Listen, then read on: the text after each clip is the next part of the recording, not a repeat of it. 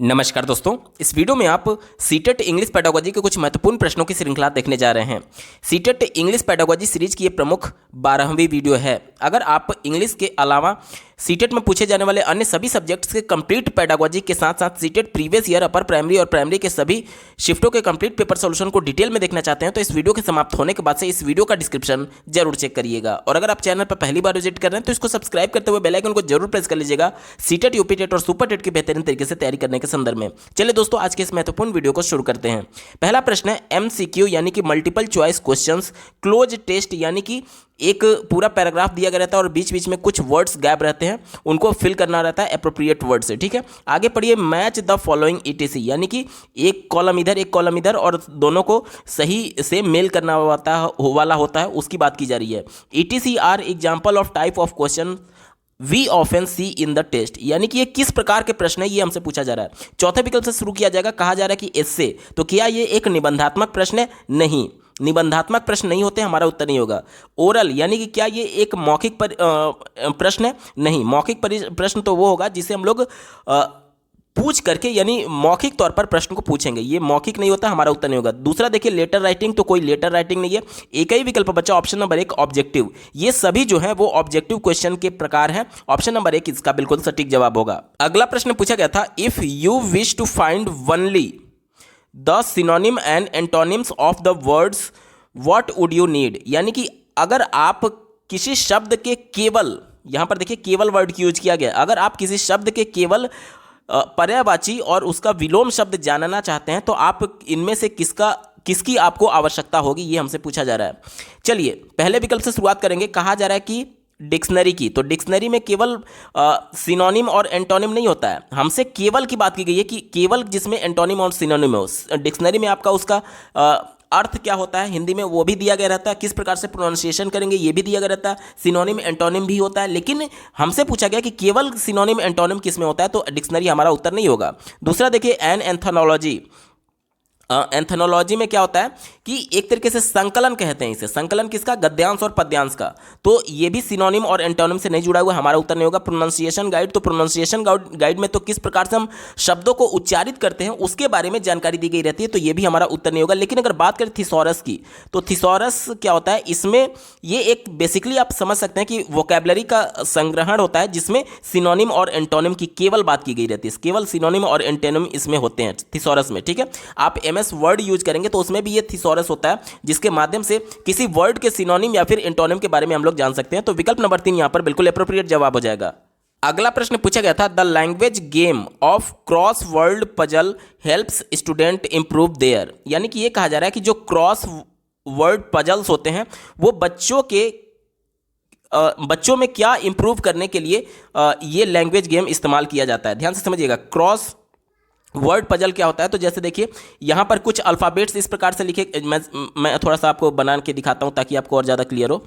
जैसे देखिए इस प्रकार से पूरा एक कॉलम और रो में बटा होता है और यहाँ पर अल्फ़ाबेट्स लिखे रहते हैं ACDZO, मतलब किसी भी रैंडमली क्रम में। ठीक है, और यहाँ पर कुछ इस प्रकार से मान लीजिए इन अल्फ़ाबेट्स को मिलकर के वर्ड बन गया, इसी प्रकार से यहाँ पर ये वाला रो मिलकर के कोई वर्ड बन गया, तो ये एक दूसरे को क्रॉस करते हुए जा रहे हैं, इसीलिए क्रॉस वर्ड पजल कहा जाता है। तो ये बच्चों के किस चीज़ को इंप्रूव करने में मदद करेंगे, तो जाहिर सी बात है बच्चे इसको मिला करके शब्दों को बना रहे हैं, यानी कि शब्दों को इंप्रूव करने में। और शब्द क्या होते हैं, कई शब्द मिलकर के शब्दावली बन जाते हैं, यानी कि वोकैबुलरी की बात की जाती है। तो ऑप्शन नंबर 2 वोकैबुलरी इसका बिल्कुल सटीक जवाब हो जाएगा। ठीक है, ऑप्शन नंबर 2 वोकैबुलरी इसका सही उत्तर है। बाकी स्पीकिंग की तो इसमें बात नहीं की गई है, बोलने की बात नहीं होती, हमारा उत्तर नहीं होगा। राइटिंग की भी बात नहीं होती है, रीडिंग की भी बात नहीं होती है, क्योंकि पढ़ने का मतलब होता है कि पढ़ करके अर्थ ग्रहण करना, रीडिंग का मतलब होता है पढ़ने का मतलब पढ़ करके अर्थ ग्रहण करना। तो यहाँ पर आप अर्थ नहीं ग्रहण कर रहे हैं बल्कि नए नए शब्दों को बना रहे हैं, इससे से आपकी वोकैबुलरी इनहेंस होगी। ऑप्शन नंबर 2 यहाँ पर बिल्कुल एप्रोप्रिएट है, यही इसका सटीक जवाब होगा।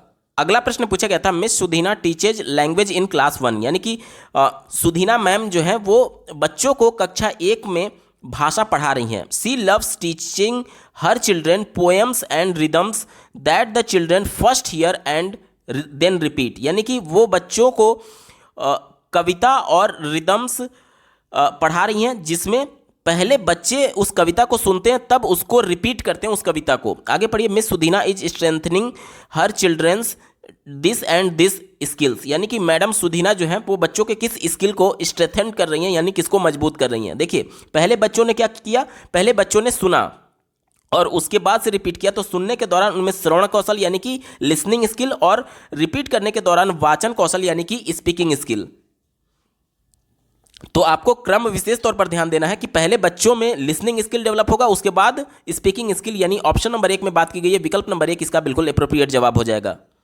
अगला प्रश्न पूछा गया था, when a student uses a language to express her feelings emotions and idea she is using the function of. ध्यान से समझिएगा, क्या कहा जा रहा है कि एक बच्ची है, एक शिक्षार्थी है जो कि अपने आप को एक्सप्रेस कर रही है, अपनी फीलिंग्स को, अपने इमोशंस को, अपने आइडिया को। तो ये किसका फंक्शन है, भाषा के किसका फंक्शन है, तो ये किस प्रकार का फंक्शन है, तो ये एक्सप्रेसिव फंक्शन है। एक्सप्रेसिव यानी कि अपने आप को एक्सप्रेस करना, अभिव्यक्त करना। ऑप्शन नंबर 3 यहाँ पर बिल्कुल अप्रोप्रिएट जवाब हो जाएगा। देखिए पहला विकल्प की बात करें तो इन्फॉर्मेटिव कहा जा रहा है, इन्फॉर्मेटिव नहीं होगा। इन्फॉर्मेटिव का मतलब होता है कि किसी प्रकार की सूचना देना, किसी प्रकार की सूचना देना कि कल विद्यालय बंद रहेगा, तो ये एक इन्फॉर्मेटिव हो जाएगा। इन्फॉर्मेशन देना, तो ये किसी भी प्रकार का इन्फॉर्मेशन नहीं दिया गया, वो अपने इमोशंस को, अपने आइडिया को, अपने फीलिंग को शेयर कर रही है, तो वो अपने आप को एक्सप्रेस कर रही है। ठीक है। डायरेक्शनल का मतलब क्या होता है, दूसरा देखिए डायरेक्शनल दिया गया। डायरेक्शनल का मतलब कि किसी को निर्देश देना, जैसे टीचर हमें निर्देश देते हैं कि आप इस कक्षा में जितने भी बच्चे हैं सभी ये पाठ पढ़ करके आएंगे, तो ये डायरेक्शनल हो जाएगा, यानी निर्देश देना, निर्देशित करना। तो यहाँ पर कोई भी निर्देशन का काम नहीं किया जा रहा है, क्योंकि बच्ची अपने इमोशंस को केवल एक्सप्रेस कर रही है। चौथा देखिए इवोल्यूशनरी की बात की गई, तो यहाँ पर कोई भी इवोल्यूशन से संबंधित काम नहीं हो रहा है, सिर्फ एक्सप्रेशन बच्चे के द्वारा किया जा रहा है, अपने आप को एक्सप्रेस किया जा रहा है। तो ऑप्शन नंबर 3 यहाँ पर एक्सप्रेसिव बिल्कुल सटीक जवाब हो जाएगा। अगला प्रश्न पूछा गया था, while using dictation in his class 2 mister Jagbir is improving students ability to, यानी कि कहा जा रहा है कि बच्चों से श्रुत लेख के दौरान, कक्षा 2 के बच्चे हैं और उनसे श्रुत लेख के दौरान मिस्टर जगबीर जो हैं, जो शिक्षक हैं, वो बच्चों में किस प्रकार की एबिलिटी को इंप्रूव करने की कोशिश कर रहे हैं। तो श्रुत लेख में क्या होता है, श्रुत लेख में बच्चे टीचर के द्वारा बोले जा रहे शब्दों को सुन करके लिखते हैं। तो पहले क्या किया जाता है, पहले सुना जाता है फिर लिखा जाता है। ठीक है, यानी कि पहले बच्चे सुनेंगे और फिर लिखेंगे। ऑप्शन नंबर 2 में देखिए लिसन एंड राइट की बात की गई है, विकल्प नंबर 2 यहाँ पर बिल्कुल सटीक जवाब हो जाएगा। ठीक है, देखिए पहले वाले विकल्प में भी आपको राइट और लिसन दिया गया, लेकिन आपको क्रम विशेष तौर पर ध्यान देना है, क्योंकि यहां पर डिक्टेशन की बात की जा रही है। श्रुत लेख यानी सुन करके बच्चे लिखेंगे, पहले सुनना आएगा तब लिखना आएगा। पहले विकल्प में देखेंगे तो पहले लिखने की बात की गई, तो डायरेक्टली बच्चा थोड़ी लिख लेगा, पहले सुनेगा तभी तो लिखेगा। तो यहां पर क्रम उल्टा दिया गया, इसलिए ये नहीं होगा। तीसरा देखिए रीड एंड राइट कहा गया है, तो रीड का मतलब होता है पढ़ना, जबकि श्रुत लेख में बच्चे सुन करके लिखते हैं, तो ये तो होगा नहीं। चौथा देखिए लिसन एंड रीड दिया गया, तो रीड यहां पर नहीं होगा, हमारा उत्तर नहीं होगा, यानी ऑप्शन नंबर 2 इसका बिल्कुल सटीक जवाब है। अगला प्रश्न पूछा गया था, a learning disability that affects reading as, यानी कि एक ऐसा अधिगम विकार जो बच्चों के पठन क्षमता को प्रभावित करता है, उसे क्या कहते हैं। तो पढ़ने में अक्षमता, इसे हम लोग डिसलेक्सिया कहते हैं। ऑप्शन नंबर 2 यहाँ पर बिल्कुल सटीक जवाब हो जाएगा। देखिए पहले ऑप्शन 2 सही जवाब है। पहले विकल्प की बात करें डिस्ग्राफिया, तो लिखने में अगर अक्षमता होती है तो उसे डिस्ग्राफिया बोलते हैं, तो ये उत्तर होगा नहीं।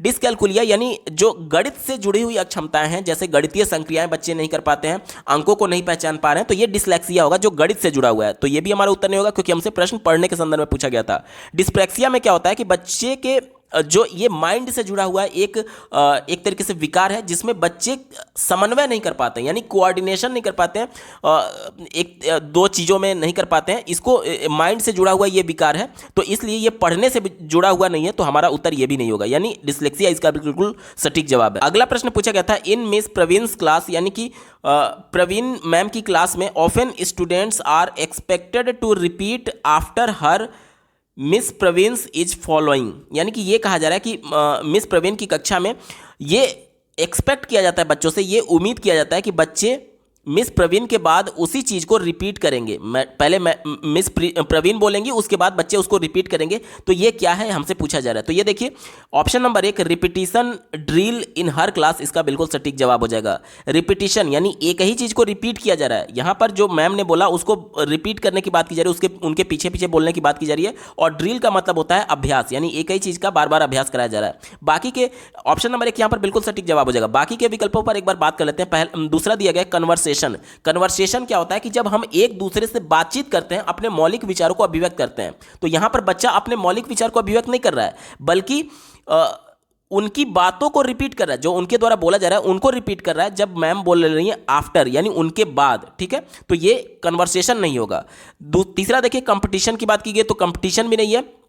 चौथा देखिए सब्स्टिट्यूशन की बात की गई। सब्स्टिट्यूशन में क्या होता है कि वैकल्पिक, यानी कि जो मैम ने बोला उसका अल्टरनेट कोई बोला जाएगा, लेकिन यहां पर अल्टरनेट की बात तो की नहीं गई है, हूबहू वही चीज रिपीट की जा रही है, तो सब्स्टिट्यूशन भी नहीं होगा, यानी ऑप्शन नंबर 1 यहां पर बिल्कुल एक्यूरेट जवाब हो जाएगा।